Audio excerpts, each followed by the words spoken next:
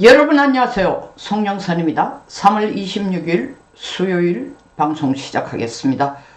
오늘 3월 26일입니다. 오후 2시에 무슨 일이 일어날지는 삼척동자도 다 알고 있습니다. 예상한 대로 될 거예요.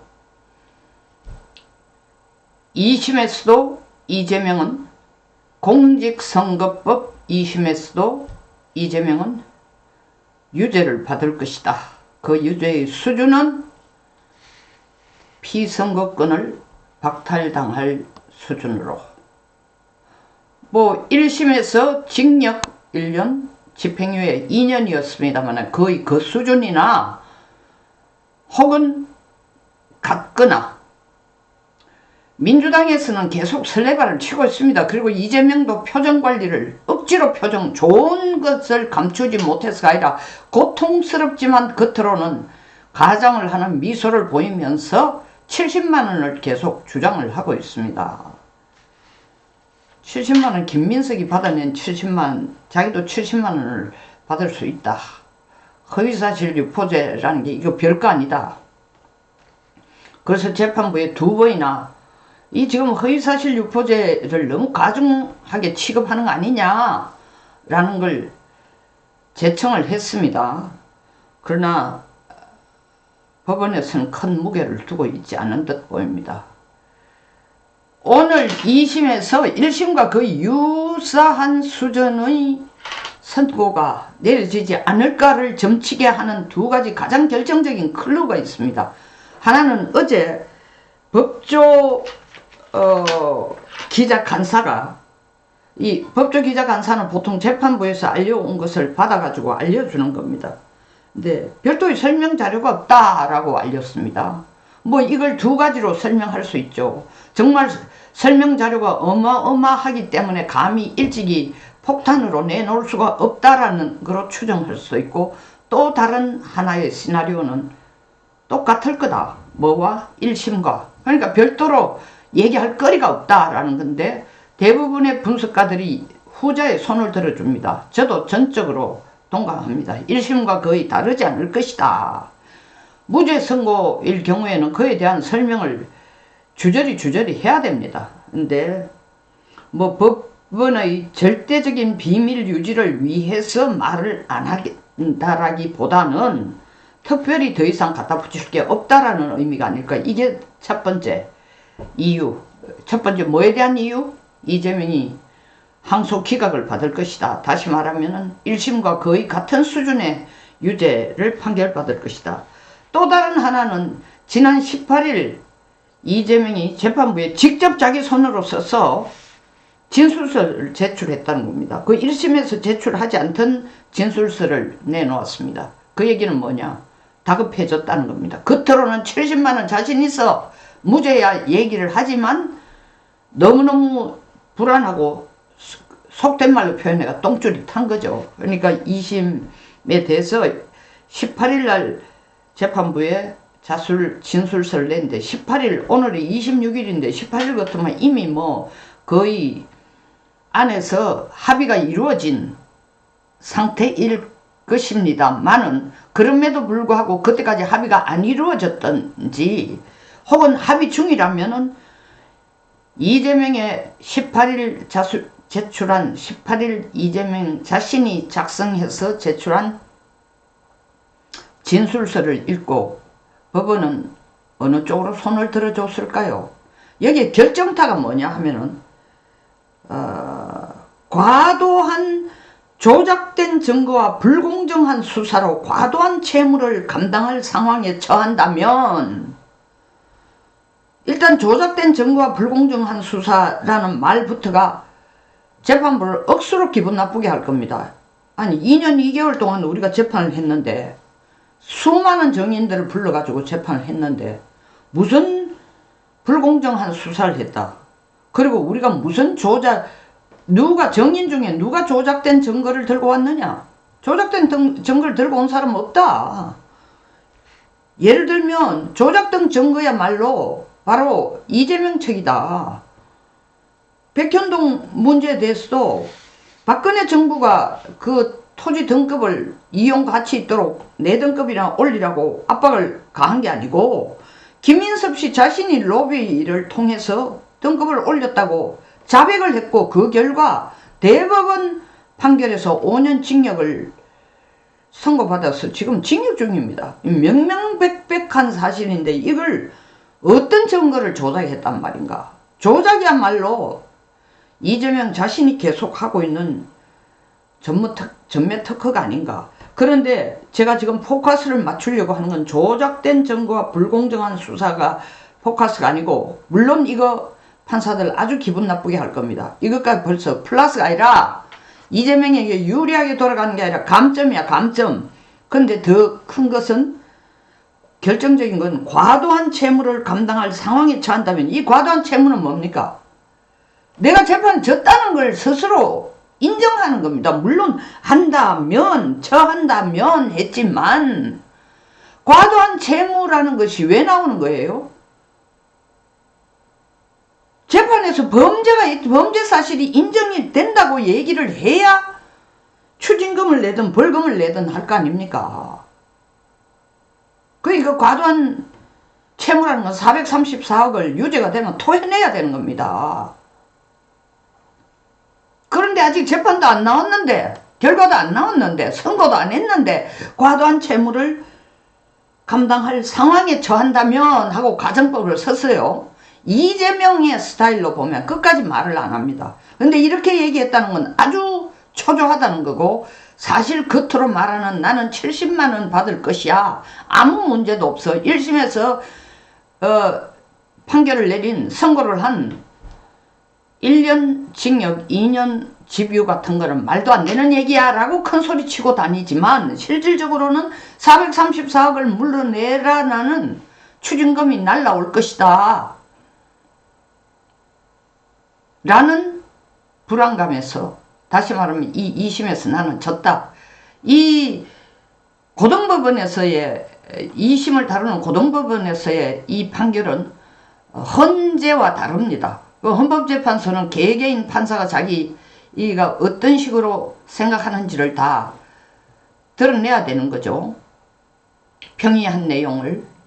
근데 이 2심에서는 중앙지법 2심에서는 대등 판결이에요. 대등 판결이라는 건 세 분의 재판관이 대등한 입장에서 재판을 하지만 결국 합의를 해가내야 됩니다. 무죄냐 유죄냐. 그리고 몇 년 선고를 해야 되냐 몇백만 원 선고해야 되냐 합의를 했다는 겁니다. 근데 434억을 낼 것을 미리 걱정하는 것을 보면은 이건 이재명의 촉으로 아 이건 유죄구나.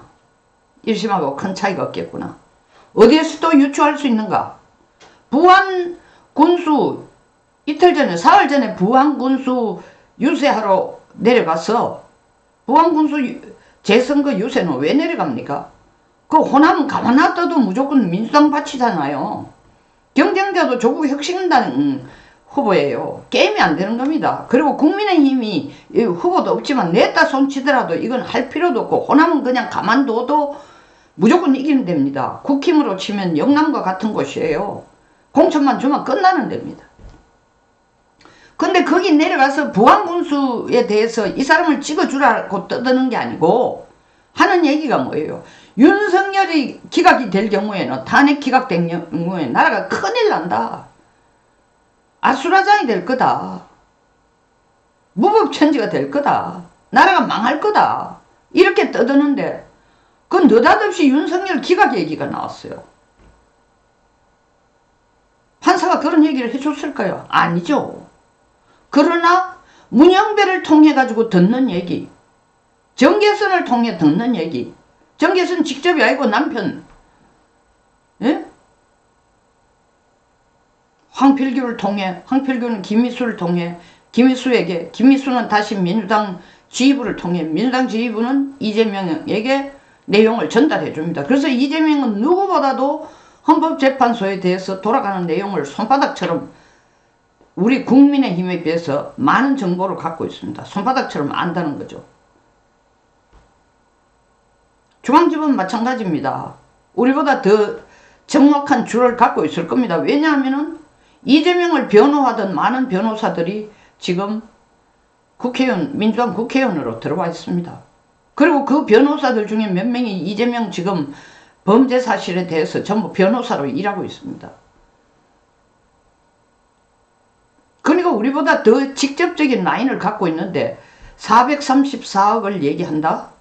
그거는 부안군수 선거에 가서 윤 대통령 기각이 된다면 하는 얘기는 이 판이 더 이상 자기가 기대한 대로 문형배 주도판으로 돌아가는 것도 아니고 이 중앙지법 역시 2심 역시 자기가 휘젓는 대로 자기가 고용한 지금 쓰고 있는 고용이 아니고 선임한 변호사들이 앞장서서 중앙지법을 휘저을 정도로 휘젓는다는 건 1심을 완전히 까디씹고 2심에서 무죄를 얻어낼 정도로 자기의 죄가 가볍지 않다라는 걸 법원이 인식하고 있다라는 걸 본인도 느끼는 거예요. 그럼 뭐 다른 사실들도 증거로 들 수 있습니다. 앞에서 제가 말씀드린 것처럼 법조기자간사가 추가적으로 얘기할 게 없다라는 것은 재판부에서 알려온 게 없다라는 것. 그거는 유죄이기 때문이지 무죄이기 때문은 아닐 거다. 두 번째는 스스로 434억을 토해내야 된다면 하는 가정을 하는 거 보니까 마치 부안군수 선거에 와서 대통령 기각이 된다면 하는 얘기를 하는 것은 이 헌재가 자기 뜻대로 돌아가지 않는다는 걸 눈치를 채고 있다라는 뜻이요. 거의 항복 수준의 얘기예요.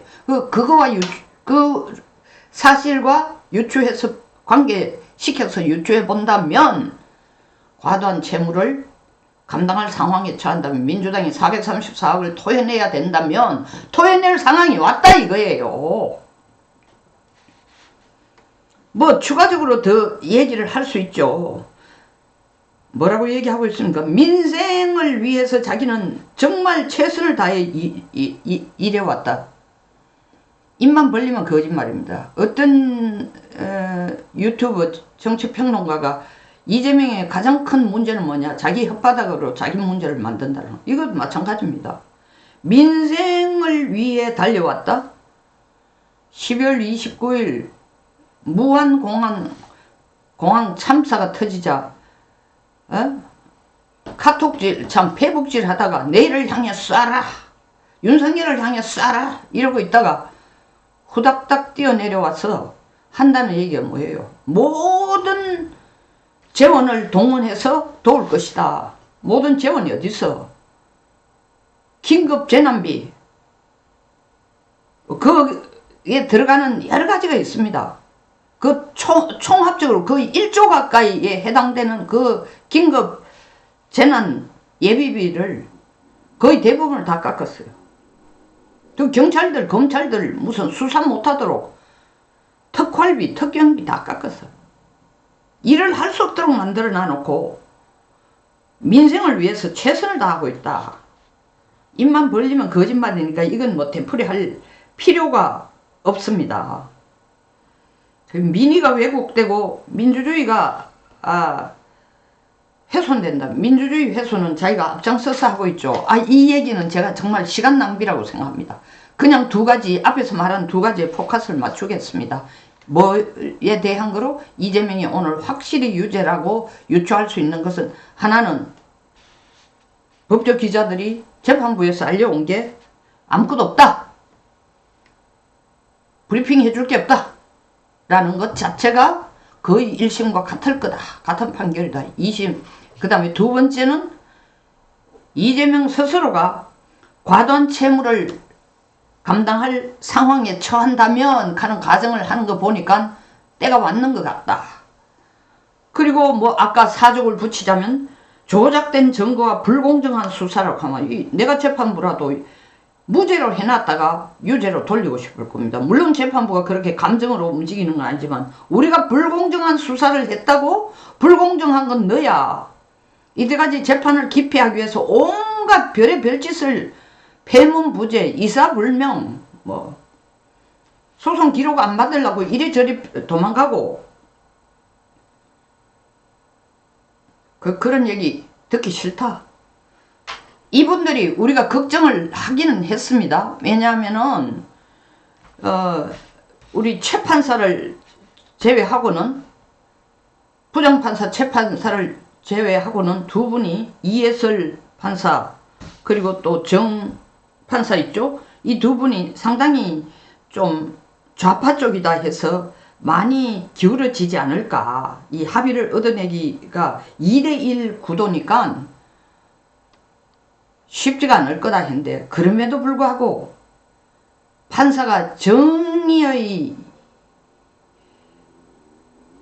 정의라는 개념이 손톱만큼이라도 있다면은 이재명은 2심에서 유죄 확정, 다시 말하면 자기 스스로 항소를 제기한 것이 기각될 것이다. 자, 2시를 기다려 봅시다. 송영선 유튜브였습니다. 끝까지 시청해 주셔서 감사합니다.